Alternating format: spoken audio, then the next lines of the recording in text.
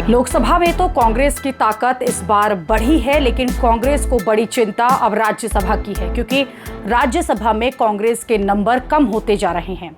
राज्यसभा में कांग्रेस की 2 सीटें और कम हो चुकी हैं, क्योंकि 2 राज्यसभा सदस्य लोकसभा का चुनाव जीत गए हैं।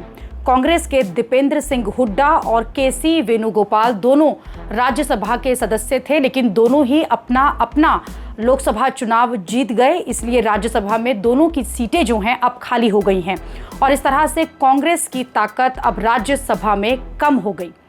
2 सीट कम हो जाने से राज्यसभा में कांग्रेस के अब 26 सदस्य रह गए हैं। कांग्रेस को टेंशन इस बात की है कि राज्यसभा में नेता विपक्ष का पद कम से कम 25 सीटों पर मिलता है।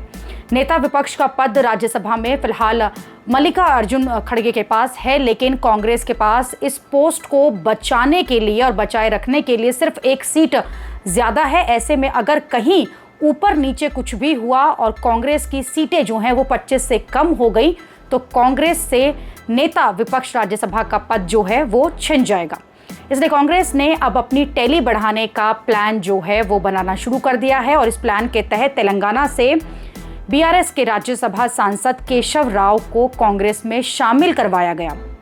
एक दिन बाद ही केशव राव ने अपनी राज्यसभा सीट से इस्तीफा दे दिया।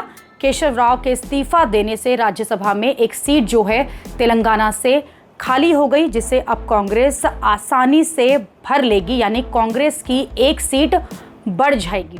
इसी तरह से कांग्रेस ने ये भी प्लान बनाया है कि तेलंगाना और कर्नाटक की दूसरी जो पार्टियां हैं उनके राज्यसभा सांसदों को कांग्रेस में लाया जाए, जिससे तेलंगाना और कर्नाटक से राज्यसभा की सीटें खाली हों और फिर कांग्रेस जो है उन पर अपना सांसद बनाए।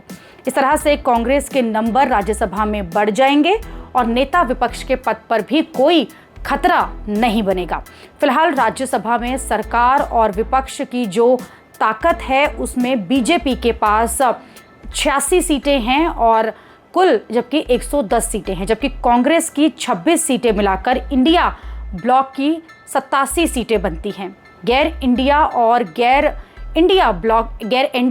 गैर इंडिया ब्लॉक की सीटें जो हैं वो 29 सांसद हैं और राज्यसभा में कुल सदस्य 245 होते हैं, लेकिन फिलहाल 226 सदस्य ही हैं और 19 सीटें अभी खाली हैं, जिनमें आने वाले दिनों में चुनाव होंगे। फिलहाल की स्थिति में राज्यसभा में बहुमत का आंकड़ा 114 है और एनडीए इससे कुछ कम ही है।